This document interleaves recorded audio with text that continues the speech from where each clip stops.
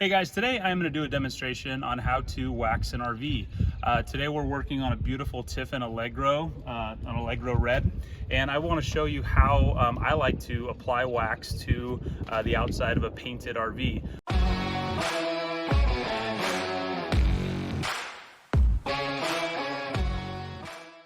Today we're working on a Tiffin, very similar paint to such as an RV like a Newmar.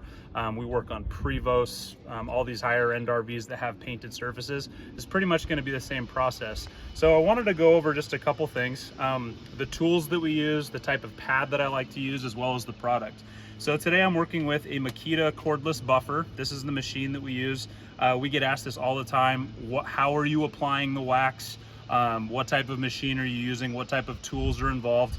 This is really it. This is a cordless dual action / orbital buffer. You can use it both ways.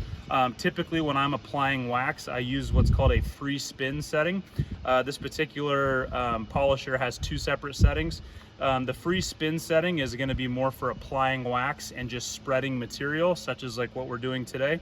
And then secondly, it has a setting to where we can lock, and that's more of a what's called a forced drive setting, where we're trying to do full paint correction and remove really deep scratches and swirl marks within paint. Today the RV that we're working on is in fact just a really beautiful RV. It doesn't have a ton of swirl marks, but we are dealing with an RV that was on a long road trip. So really when we're detailing RVs, when we're washing and waxing, of course this vehicle has been washed. We have applied some wax. You can see I actually just removed some just to show this demonstration, but we're going to re-wax this area where you can see there's no wax on it. I'm going to show you how we apply that. So the first thing, what I like to use typically is a wool pad. Microfiber is fine.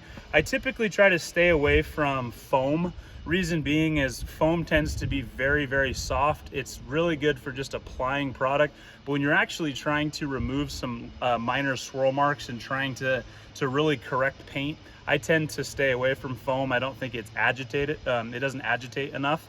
Microfiber is fine, but I typically, I've been moving more to wool pads lately, and we've seen great results. So using a fresh wool pad, I like to, and the other thing is we're using a Teflon. This is a synthetic sealant and wax. Phenomenal product. It's great for removing swirl marks, but it also leaves a great coat of protection down that lasts about 6 months. So what I like to do, this is a liquid. I like to just shake it up really well, and when I'm applying wax, I just kind of do one of those numbers on it, just a little bit, enough to spread the product on. So what I'm going to do is we have it on free spin mode, and the goal here is I'm trying to keep the speed at about 80%. So on this particular buffer, we have a kind of a radial gear setting here. We can go from 1 to 5. I typically like to work in the 4 range, maybe 3.5 even. And what I'm trying to do is I'm just going to blot kind of where I'm working and then kind of just buff it in. So we're just going to spread it. So it's just a quick demonstration of how we spread the product. You can kind of see that it's obviously still wet. It takes about 20 to 30 minutes for it to dwell properly and to set up. And then our preference is to remove it by hand. We think it just gets the best finish. It doesn't leave any residue behind, and you're just left with a nice sparkling finish. So what the process that you saw today, this is included with all of our washing and waxing services. The demonstration you saw today is what we would do on all of our RVs. So if you have an RV that you want to have detailed, give us a call today at Limelight Detailing. You can reach out to us online, you can call us, or check out our website at limelightdetail.com.